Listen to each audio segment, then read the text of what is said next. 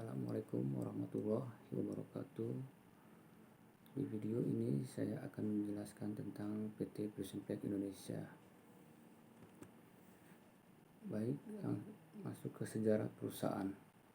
PT Prison Flag Indonesia adalah salah satu perusahaan terbesar di Indonesia yang memproduksi susu bernutrisi dengan merek Prison Flag, Frisu, Susu Bendera, dan Omela untuk anak-anak dan keluarga. Perjalanan PT Prison Flag Indonesia dimulai sejak tahun 1922 ketika produk susu Prison Flag diimpor ke Indonesia melalui Cooperative Convenience Pabrik. Di tahun 1996, pembangunan pabrik di Pasar Rebo, Jakarta Timur mulai memproduksi susu kental manis atau SKM. Di tahun berikutnya, 5 tahun berikutnya, pembangunan pabrik di Ciracas juga berlokasi di Jakarta Timur mulai memproduksi susu UHT pertama kali di tahun 1991.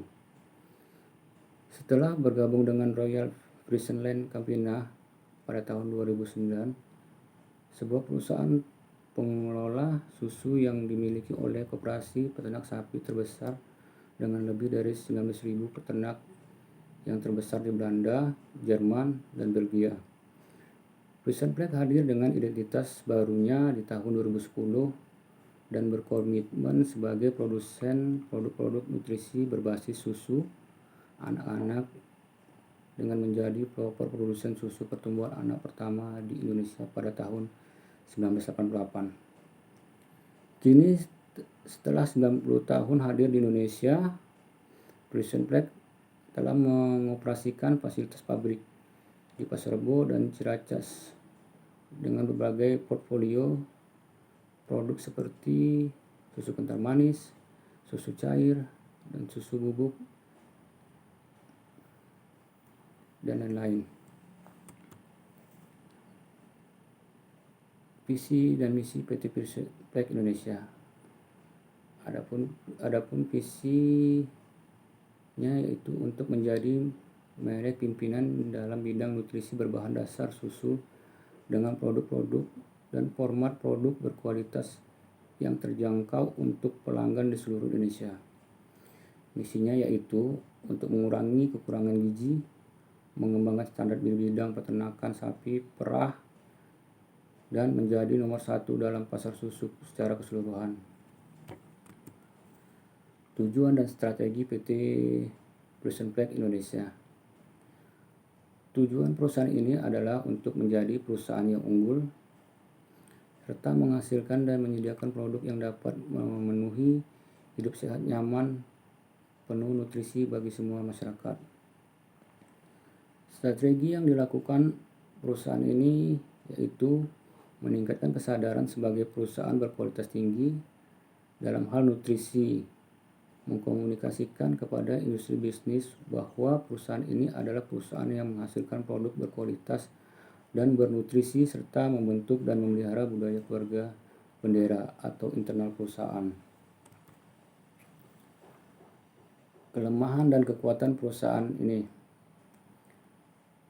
Kekuatannya yang pertama, memiliki peternakan sendiri sehingga memiliki bahan baku yang berkualitas dan bernutrisi tinggi. Yang kedua, produk yang dihasilkan dapat dikonsumsi dari berbagai umur, baik balita hingga dewasa, dengan fungsi dan kebutuhannya masing-masing sesuai dengan umur. Selain itu, ada juga susu untuk kebutuhan ibu dan hamil. Yang ketiga, kualitas SDM yang selalu berkembang dengan adanya training yang selalu diadakan pada waktu tertentu.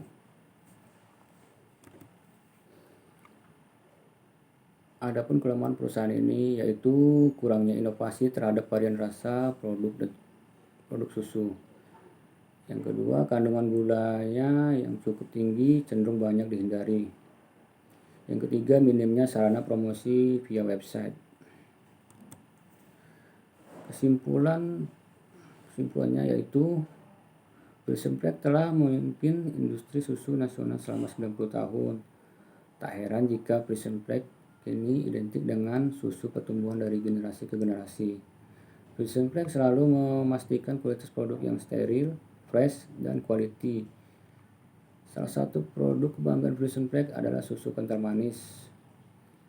Pada dasarnya pemasaran produk ini tidak mengalami kesulitan karena produk tersebut telah ada di benak para konsumen dan selalu menjadi pilihan utama. Selain itu, produk ini banyak dinikmati karena dapat dikonsumsi langsung maupun menjadi campuran produk makanan dan minuman. Sekian penjelasan tentang PT Prison Break Indonesia ini. Apabila ada kekurangan, mohon maaf. Saya akhiri. Wassalamualaikum warahmatullahi wabarakatuh.